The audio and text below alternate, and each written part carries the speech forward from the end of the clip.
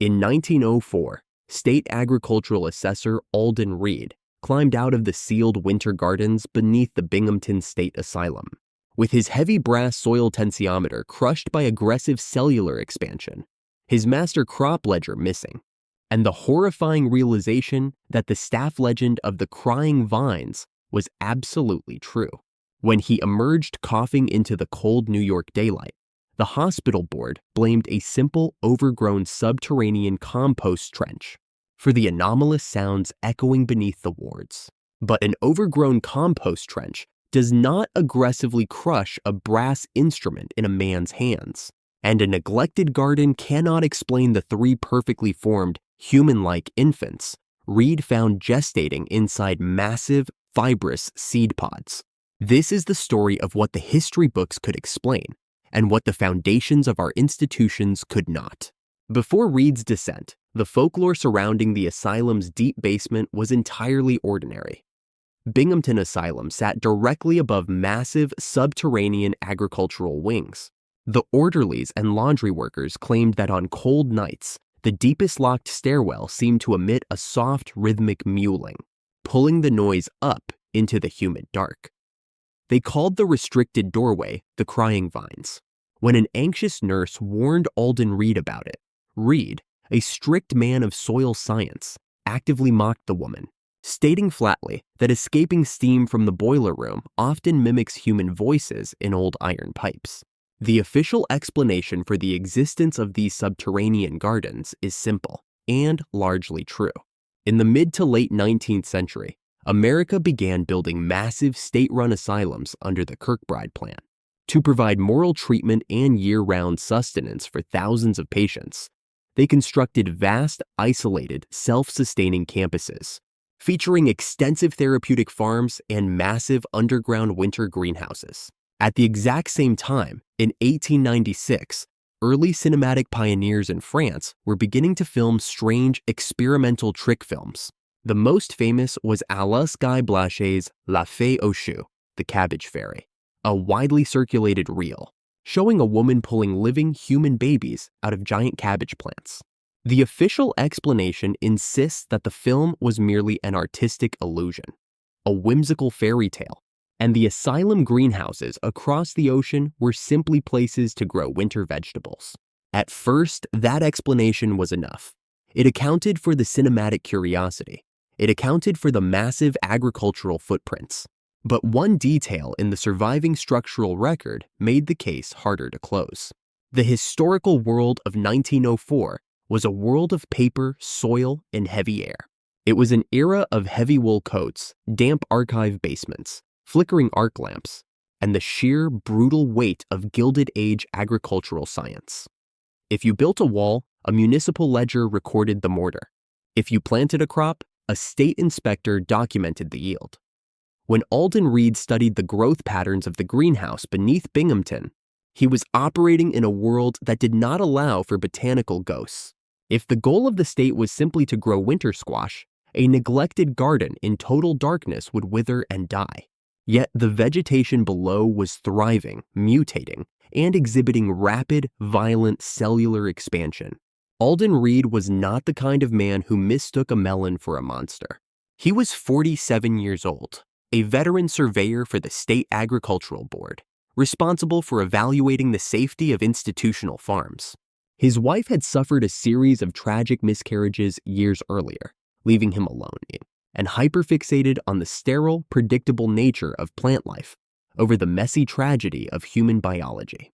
He continuously checked ambient moisture by reading a heavy brass soil tensiometer, trusting the microclimate over human observation. He meticulously sharpened his pencils with a pocket knife every morning, needing rigid order in his life. He had a prestigious government pension to lose, and he had a flaw. He relied heavily on morphine syrups to sleep, making his testimony easy for a medical board to dismiss as narcotic hallucinations. When he went into the Binghamton sublevels, he went in to verify the stability of the root cellar's retaining walls. The descent happened in clear, terrifying stages.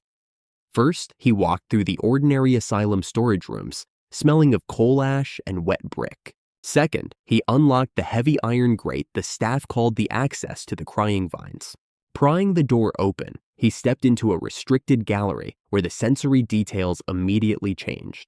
At the third landing, the structural brickwork gave way entirely to walls of packed, humid earth. At the fourth landing, he noticed the physical anomaly. The temperature and humidity spiked impossibly high for a New York winter, creating a suffocating tropical microclimate. At the fifth landing, the local rumor stopped being a joke. The air violently pulsed. The atmosphere smelled sharply of sweet resin and something deeply metallic, like amniotic fluid. And rising from the dark, the distinct sound of infant mewling became impossible to ignore. And then came the sixth stage, the instrument contradiction. Reed raised his heavy brass tensiometer to measure the impossible moisture. Suddenly, pale, fibrous roots aggressively snaked out of the earthen wall, wrapping around his hand. They penetrated the thick glass housing of the tensiometer, expanding with such violent biological force that the brass buckled inward, crushing the internal gears in seconds. In the sudden flare of his dropping lantern, he hacked through the vines and reached the edge of the chamber. He saw the seventh stage. The room was not an abandoned vegetable garden. It was a sheer, cavernous greenhouse filled with massive, translucent, pulsating pods. And suspended inside the thick, glowing sap of those pods were sleeping, perfectly formed human infants. After Reed returned to the surface, he suffered a quiet consequence. He never entered another basement. He salted his own garden until the earth was completely barren, and refused to keep even a single houseplant for the rest of his life, terrified of what might grow in the dark. But that was only the official version of his decline. The first problem was small enough to ignore. Then, the same detail appeared somewhere else. The record does not become strange all at once. It becomes strange by accumulation. Decades later, in the 1980s, an architectural archivist attempting to clear out old municipal files stumbled across Reed's fractured paper trail. The file was a mess of dirty realism. She found Reed's handwritten atmospheric calculations scribbled on the back of a stained seed catalog receipt. The date and the description of the crushed tensiometer were undeniably clear. That should have ended the matter. It did not. The second discovery was contextual. The archivist located a pristine copy of the 1896 Cabbage Ferry film reel, but attached to the canister was a state requisition form suggesting the film had been circulated among institutional medical boards, not as a cinematic trick, but as a heavily disguised instructional documentary record. Then the same detail appeared again. The third clue was an absence. When the archivist tried to pull the original master blueprints of the deep greenhouse beneath Binghamton, she found an empty folder. The catalog entry for the lower agricultural wings had been carefully crossed out in red ink. The fourth piece of evidence shifted the entire scope of the mystery. The archivist discovered an 1895 shipping manifest sending massive quantities of experimental botanical hormones and highly specialized surgical equipment directly to American state asylum boards. At this point, the story was no longer about one surveyor. The central object returned. While cross-referencing international institutional budgets, the archivist found a rejected equipment ledger from a completely different state inspector in Ohio in 1909. The inspector was requesting the state replace a tool broken during a routine sub-level asylum inspection. The item listed was not just broken, it was described exactly as a root-crushed brass tensiometer. The anomaly had spread, and then came the visual scale moment. Frustrated by the missing Binghamton files, the archivist plotted the American asylums that had received the experimental fertilizers on a map. From the ground, they were just brick hospitals. On the map, it became geometry. Over 3,000 massive state facilities, built across America, seemed to possess the exact same heavily restricted underground agricultural wings. The skeptical explanation is entirely plausible. It is, in fact, the most likely reality of 19th century engineering and entertainment. Early cinema was obsessed with trick photography, and the 1896 film is widely accepted as an illusion. American architects simply built large winter gardens to feed massive patient populations. Aggressive kudzu or invasive vines can quickly destroy delicate instruments left in damp cellars. Alden Reed was heavily reliant on morphine. He may have hallucinated the shapes inside the rotting cabbages. The safer explanation is possible, but it is not complete. That would explain trick photography, but it does not easily explain secretly exporting massive surgical equipment to winter vegetable gardens. That would explain a broken instrument, but invasive vines take months to crush glass. They do not expand violently enough to crush brass gears in seconds while a man is holding it. The official explanation solves the easiest part of the case. It does not explain the pattern. The next clue was not dramatic. It was worse. It was administrative. The archivist pushed deeper into the records, looking for the state review of Reed's inspection. She found a municipal archive drawer bearing the exact state seal and label she needed. Binghamton Agricultural Diagnostics, 1904. The handwriting on the label matched the clerk's usual script, making it look perfectly ordinary. But when she opened the drawer, it contained only blank sealed envelopes. A library stamp on the inside lid showed that Reed's report was received, logged into the system, and then quietly withdrawn. Nothing in the margin accused anyone of hiding the truth. It only showed that someone had touched the record after the fact. The clue did not look like evidence. It looked like paperwork. Connect the clues, and a difficult pattern emerges. The transition of the 1896 film from entertainment to medical boards. Similar descriptions of oversized, heavily reinforced subterranean greenhouses appearing in the historical records of multiple states. Identical broken instruments. And repeatedly, though not universally, the deepest foundational blueprints of these massive institutions were the ones missing. If the surviving fragments are accurate, the case points to something larger. The mystery reaches its darkest point when you reconsider the primary function of these buildings. The strange part was not the pods Reed found, it was the camouflage.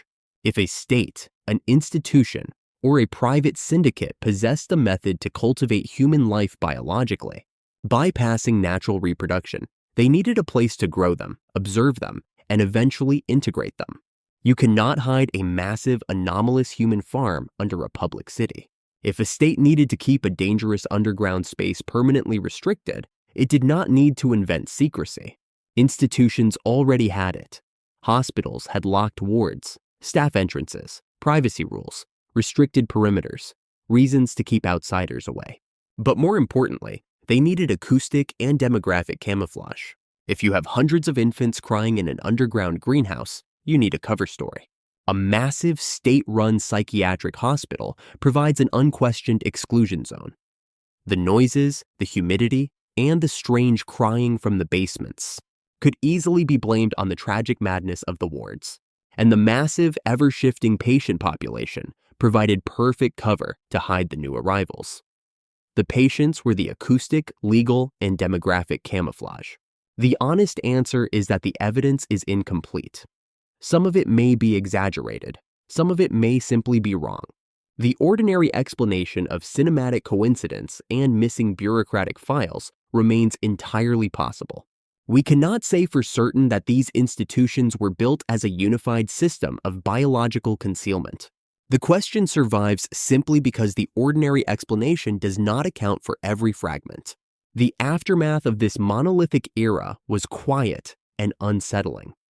By the late 20th century, the massive Kirkbride asylums were shuttered and abandoned. But before the states fully walked away from the properties, construction crews were brought in for one final, highly specific task. They pumped thousands of gallons of industrial herbicide and concrete directly into the sub-basement levels, permanently sealing the deepest greenhouses for alleged structural safety. Later attempts by urban explorers to match Alden Reed's old blueprints produced nothing conclusive. Some blamed the concrete, others blamed errors in the original surveying references. Either way, the deepest places described in the notes have never been publicly identified with certainty. If the surviving fragments are even partly accurate, then three possibilities remain. Possibility 1 is that it was a profound bureaucratic misunderstanding. The gardens were overgrown, the 1896 film was a trick, and the reports were lost through simple administrative negligence. Possibility 2 is that it was a real but natural anomaly, perhaps a dangerous mutated fungal growth, that institutions of the time did not know how to explain, and so they over-engineered a massive structural solution and buried the paperwork to prevent public panic. Possibility 3 is that it points to a forgotten chapter of international biological infrastructure, a sprawling autonomous network built right in front of the public, utilizing the vulnerable of the New World as an unwitting shield for something that remains unresolved. Maybe it was only a mistake. Maybe the witness remembered more than he saw. Maybe the missing record was lost for ordinary reasons. But if that is true, why does the shipping manifest still point to an empty archive drawer? Why does the crossed-out catalog card still refuse to disappear? And why does the story end not with an answer, but with a crushed brass tensiometer, a missing blueprint, and the crying vines still waiting beneath the asylum? If you believe the Foundation tells a different story than the wards above it, leave your thoughts below. And if you want the next forgotten file pulled from the archive, subscribe before it disappears again.